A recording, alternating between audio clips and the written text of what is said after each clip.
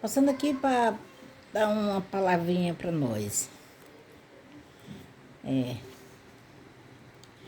Eu vou ler o resultado de Gênesis 5:17. O resultado de Gênesis 5:17 diz: nesse texto do apóstolo descreve a realidade do cristão. Uma guerra diária entre a carne e o espírito. Carne e espírito são opostos entre si. Ou seja, o inimigo, a pessoa que não tem Jesus no coração, vive apenas conforme a carne. Então, muitas pessoas que não têm Deus no coração fazem só o que a carne pede, vive pela carne, não pelo Espírito. E nós temos que lutar para que nós podemos alcançar Deus na nossa vida, para que nós possamos ter este Deus de verdade, que nós podemos viver em luta contra o inimigo e que nós podemos vencer. Não há luta em seu interior, eleve, vive e a faz e que a sua natureza humana quer. O crente, porém, vive em guerra a partir da conversão. A luta começa diariamente. Então, nossa luta começa desde quando nós aceitamos Jesus, nós ficamos vestidos com o Espírito Santo. E desde aí nós começamos a luta contra a carne, né? Para guiar o crente no caminho do Senhor, muitos não dão liberdade ao Espírito. E apesar de serem convertidos, vivem mais segundo a carne do que segundo a vontade de Deus. Tem muitos crentes que vivem mais na carne do que na vontade de Deus. São o crente carnais. A fé não é fortalecida e ocorre o risco de seguir caminhos falsos durante a vida. Muitas vezes nós pensamos que estamos seguindo o caminho falso. Caminho fácil. O caminho falso é aquele que nós, em vez de seguir os caminhos do Senhor, seguiremos para o outro lado. Por outro lado. Os crentes que se entregam completamente ao Senhor são batizados no Espírito Santo. As suas vidas são cheias de fruto. O Espírito Santo, o Espírito trabalha livremente o coração na vida das pessoas. Testemunhos ao mundo ao respeito do Salvador. Então, entregue a sua vida a Jesus. Quem tem Jesus tem o quê? Tem tudo. Sem Jesus nós não somos nada. Entregue a sua vida ao Senhor para que o Espírito nos assumir o nosso controle. E vencer os desejos da carne. Que nossa vida não seja guiada pelo nosso querer, mas pelo querer do nosso Salvador. E nós temos que lutar, que nós temos que, quem tem Deus na vida, procurar para viver sempre com o Salvador. Viver longe das coisas da carne, viver sempre em espírito e em verdade. A disciplina para a restauração. Nós temos disciplina para a restauração das nossas vidas. Porque Deus, Ele é o nosso chefe, é o nosso disciplinador. Em comum, em nossa igreja, que pessoas se escandalizam com o pecado de algum irmão e comentam sobre eles uns com os outros. E condenam carnal. Não foi assim que o Senhor nos ensinou a tratar os irmãos. Nós não podemos condenar ninguém. Cada um segue a vida da maneira que quer, só que essa maneira tem que procurar o caminho certo. Muitas pessoas não querem o caminho certo, eles querem seguir da maneira deles. Nós não temos que criticar. A vida é deles, nós só temos que conversar e explicar a verdade para cada um deles. O apóstolo Paulo fala especialmente sobre esse assunto. Apresenta fundamentos da disciplina na igreja. Em primeiro lugar, a disciplina é para o irmão de fé, irmão na fé, que forem surpreendido em algumas coisas.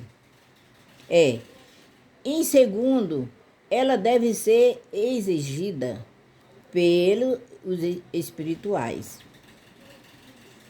ou seja, pelos crentes poderosos na oração.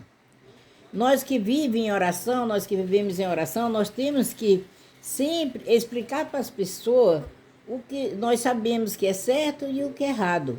Ou seja, vivemos sempre em espírito, cheio da palavra de Deus, obedientes ao Senhor. Acima de tudo, cheio de amor.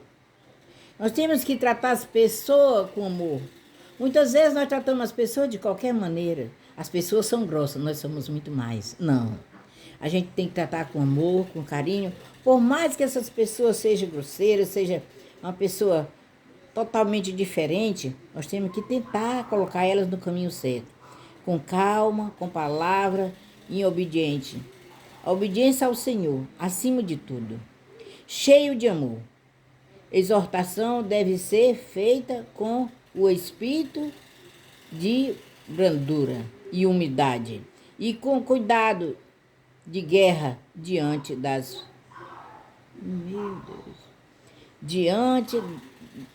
tentações.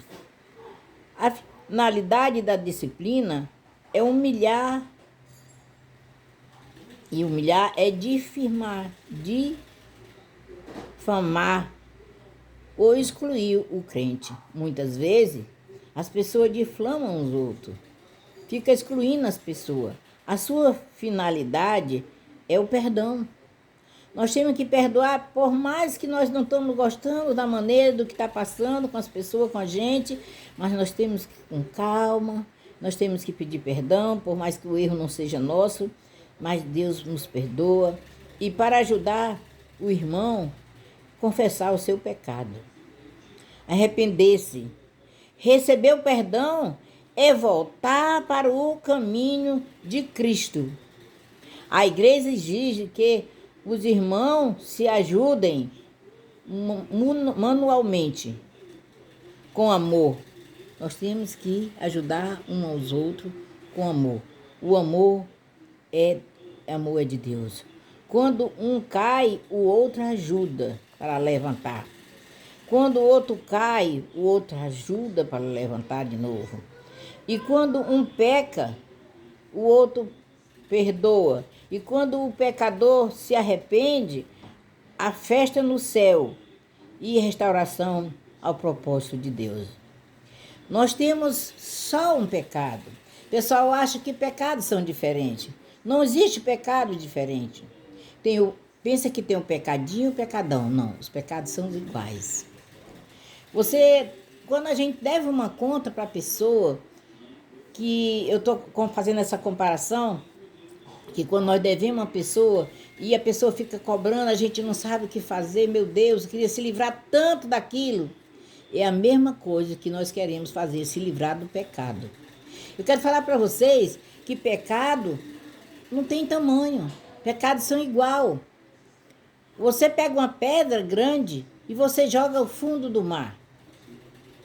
Ela vai para o fundo do mar. Quando você joga no mar, ela vai para o fundo do mar. E você pega uma pequena e joga, ela cai no mesmo lugar. Isso aí a experiência que eu estou passando para vocês, que o pecado tanto faz ser grande como pequeno. O lugar que Deus nos coloca é o mesmo. Então, gente, vamos lutar para sair do pecado, vamos lutar para diminuir as coisas erradas, vamos lutar para ter amor um para os outros. O amor está acima de tudo. Vamos amar nossa família. Hoje eu estava pensando, dá vontade até de chorar, que eu fui muito amada com a minha mãe. Lutei muito por ela e tudo. E antes da minha mãe morrer, quase um mês antes, Deus me deu uma visão, o dia que ela ia morrer. Só que ninguém sabia que ela estava doente, mas não foi só para mim que ele deu visão. Essa visão foi para 3 pessoas da família. E imediatamente eu fui lá para onde ela estava, porque eu sabia que ela ia morrer naquele dia, eu queria ficar com ela. Quer dizer, eu tive o aviso, glória a Deus, eu pude me perdoar, pedir perdão, eu pude fazer tudo o que eu podia fazer naquela hora por ela. E muitos de nós não temem essa visão, não temem essa, né, agilidade que Deus dá para a gente, para ter o poder de ver o que vai acontecer antes. Porque Deus me mostrou antes o dia que a minha mãe ia morrer.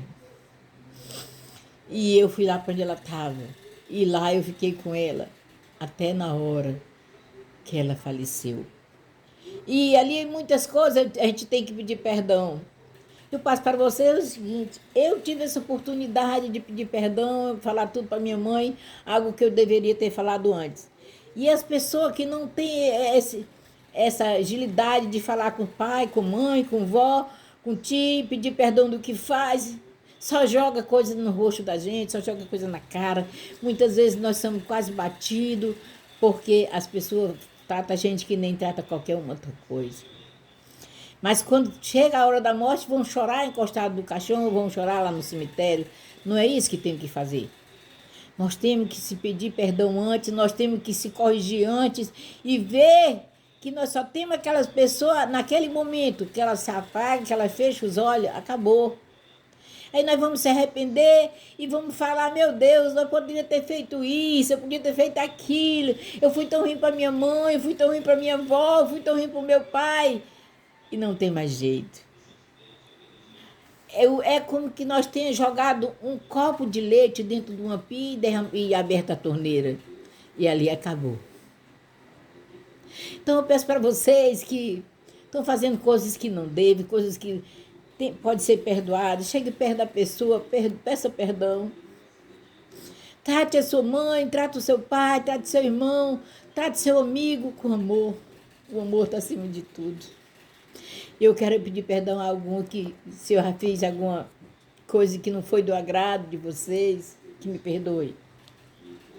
Eu estou aqui falando porque Deus está mandando. E quando Ele manda, a gente fala. Eu creio que algo muito forte está para acontecer nesses dias.